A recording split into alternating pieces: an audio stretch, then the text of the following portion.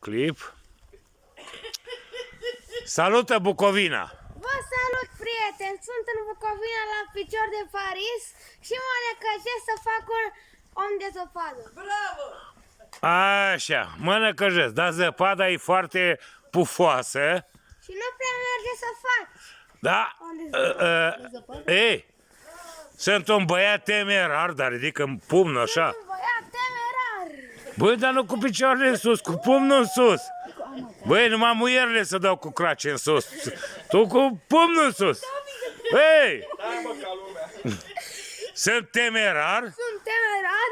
și eu voi reuși să fac un om de zăpadă ce n-a văzut neam de neamul vostru. Că n-a văzut neam de neamul vostru. Brava! Dar cine te ajută, măi, mititelule? Mama mea. Ia să o vedem și pe mama ta. La lopată! Ia uite-o! Așa. Dă-i tare că ai de adunat toată zăpada din curte și de pe uliță și de la vecini.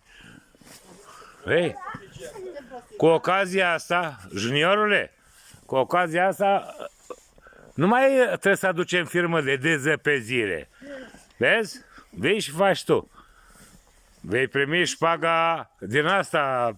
Ei, primim șpaga fără să o fiscalizăm, știi? Că ești mic. Mămica lui Junioro, Așa. ia spuneți și dumneavoastră ceva. Faceți omul de zăpadă, dar nu iese treaba. Vreau, nu vreau! Bei Grigore, aghiază, că așa e în Bucovina. Păi dacă Vai, da. Dacă îmi dați, Vai, da, bradul ăsta ce frumos e în dacă îmi spate. dați o ceșcuță de țuică, o să Fiartă cu fiartă. Ok. E, deja asta dorim noi. Juniorule, cam cum e atitudinea, ok? Da. Bun. La treabă! După ieri a zi de schiat, cred că pot și acum. Vine schiat? Da, ieri am schiat, da. Ieri ai schiat, dar uite aici. Bun, în final salută toți prietenii tăi din România. Zi, vă salut, prietenii mei dragi din picior de Paris. Ei, nu așa, mă!